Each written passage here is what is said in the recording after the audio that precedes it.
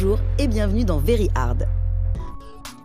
Vous connaissez sans doute les anti-sèches, ces petits mots servant à tricher lors des contrôles. Cela tombe bien car dans l'esprit, c'est précisément de ça dont je vais vous parler. Et tout particulièrement d'un accessoire qui y fut dédié.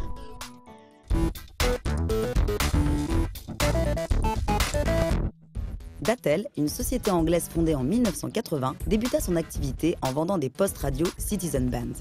Peu de temps après, apparut un périphérique qui allait rendre cette firme célèbre, l'Action Replay. D'abord disponible sur Commodore 64, puis sur Amiga, la fonction première de ce périphérique était de manipuler la mémoire de l'ordinateur. Mais au fil de ces différentes versions, il s'avéra aussi capable de bien d'autres possibilités.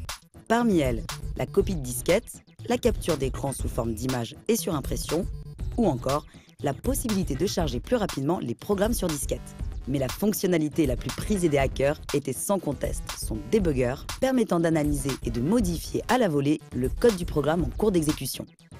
En 1991, la première version pour PC fut développée sous la forme d'une carte ISA à installer sur la carte mère. Une fois les programmes nécessaires mis en place en mémoire, cette Action Replay offrait alors à peu près les mêmes fonctionnalités que les versions C64 et Amiga. Mais le réel décollage de Dattel et de son périphérique allait avoir lieu avec son arrivée sur console. Et ce, malgré la concurrence sur ce marché du Game Genie de Codemasters.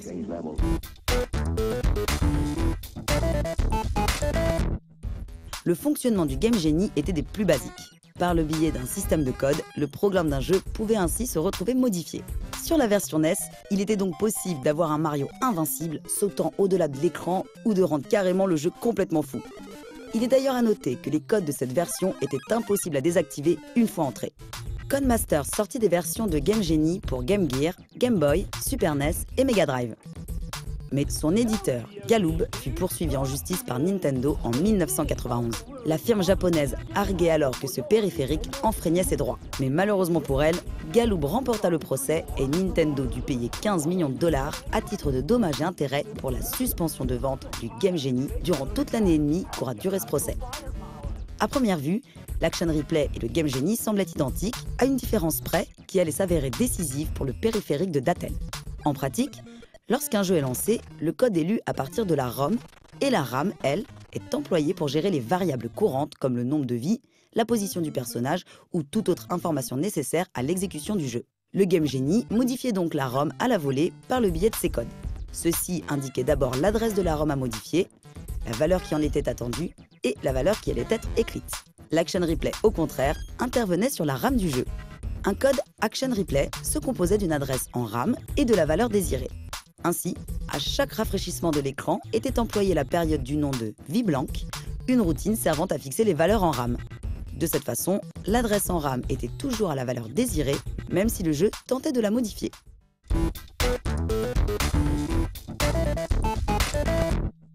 La première version de l'Action Replay NES était on ne peut plus basique.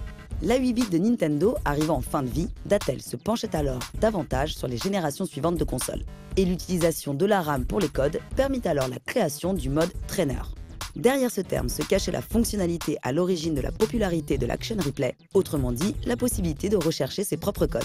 Car auparavant, les joueurs étaient dépendants des codes fournis par les magazines de jeux vidéo, les constructeurs Codemasters et Dattel, ou des hackers doués ayant analysé le code des jeux.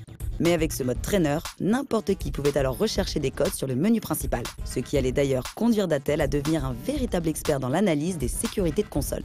Par exemple, pour la Super Nintendo, un contournement du CIC fut développé et réemployé dans d'autres produits, comme l'adaptateur universel, fonctionnalité que l'Action Replay remplissait d'ailleurs parfaitement. La version Super Nintendo connut pas moins de 3 versions, passant de la possibilité dans la première de rentrer 5 codes au maximum à jusqu'à plus d'une centaine pour sa dernière version. Qui plus est, cette version intégrait des codes préenregistrés pour plusieurs jeux et surtout supportait désormais les codes Game Genie. La recherche des codes s'avérait également simplifiée par des manipulations à la manette. Avec l'Action Replay, il était donc possible d'accélérer le premier Street Fighter 2 ou d'obtenir d'autres effets bien plus étranges. Codemasters ayant abandonné le Game Genie, Dattel profita alors de la nouvelle génération de consoles pour passer à la vitesse supérieure.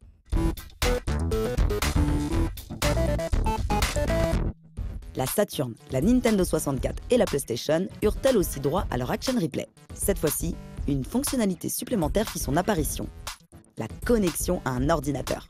La version Saturn prenait la forme d'une cartouche à insérer dans le port correspondant. Outre sa fonction Action Replay, cette cartouche offrait une capacité de sauvegarde ainsi que la possibilité de faire tourner des jeux import. Les versions suivantes apportèrent en plus une extension mémoire employée dans des jeux comme King of Fighters. Il est à noter que la connexion avec un ordinateur offrait la possibilité de développer ses propres logiciels pour Saturn. Malheureusement, la scène homebrew de cette console étant peu développée, cette fonctionnalité ne fut guère exploitée. A l'inverse, du fait de sa popularité, la PlayStation connut plusieurs modèles d'Action Replay. Ainsi, les modèles de PS1, antérieurs à la version 9002, possédaient un port d'extension. Ce dernier était utilisé par le kit de développement PsyQ. Un kit de développement qui devint le kit officiel de la PlayStation après le rachat de Psygnosis par Sony en 1993. Une situation qui n'amena pourtant aucune utilisation officielle de ce port par Sony.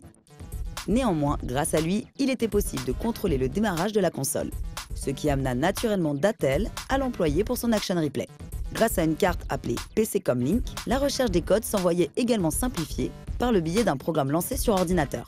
Mais afin de se passer d'ordinateur pour la recherche, Dattel sortit une nouvelle version, l'Action Replay Pro. Un modèle qui se branchait toujours au même endroit, mais qui possédait désormais un bouton pression.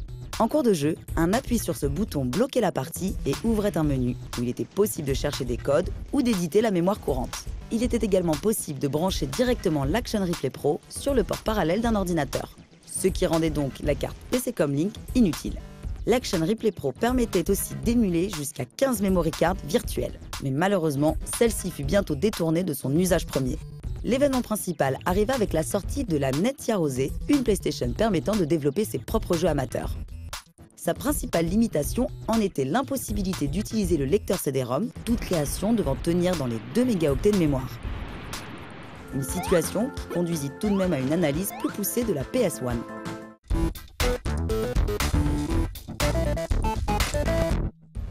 Un pas fut franchi avec le développement de 2 firmware alternatifs pour l'Action Replay première version, un modèle facile à mettre à jour. Le premier, appelé Ezore, fut développé par Snake et McBain. Une application codée par Skywalker, du groupe Hitman, permettait de convertir ces applications Yarose en applications compatibles avec une PlayStation normale. Tous ces éléments réunis permirent le développement sur PlayStation au plus grand nombre avec un investissement minimal, une Action Replay et une PC Comlink. Mais peu de temps après, un autre firmware alternatif vit le jour, Kaetla, créé par les Japonais de Kekom. Un petit bijou de programmation qui offrait encore plus de possibilités, comme un gestionnaire de memory cards, la possibilité de scanner des CD de jeux ou de lancer des vidéos et musiques, malgré certains problèmes techniques liés aux vidéos. Mais surtout, Kaetla facilitait davantage le développement sur PlayStation grâce à des fonctions avancées de débugage. Du fait de toutes ces fonctionnalités, ce firmware fut illégalement modifié pour être utilisé dans les nombreux clones de l'Action Replay. Une dérive qui ternit l'image de ce périphérique.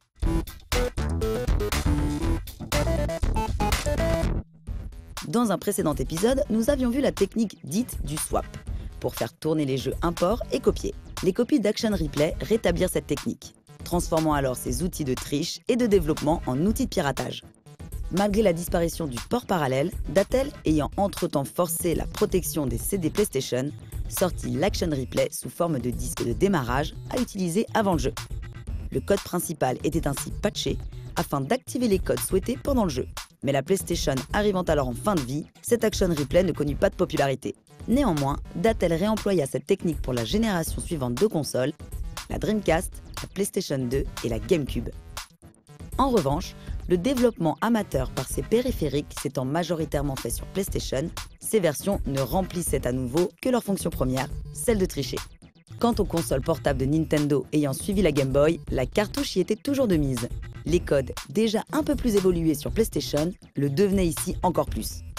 La version Nintendo DS permettait à nouveau d'y connecter un ordinateur, mais uniquement pour mettre à jour les nouveaux codes. Si l'on désirait les chercher soi-même, il fallait alors acheter le Trainer Toolkit qui prenait place dans le port Game Boy Advance. Ainsi, on pouvait non seulement chercher ces codes, mais aussi examiner le programme en cours d'exécution. Ce fut d'ailleurs la dernière version d'Action Replay permettant de tricher par le billet de code. La version Xbox marquait ainsi une nouvelle technique de triche, s'articulant autour de sauvegardes modifiées. Une situation s'expliquant par la sécurité renforcée, notamment avec un hyperviseur sur 360 et PS3, empêchant la modification directe de la mémoire.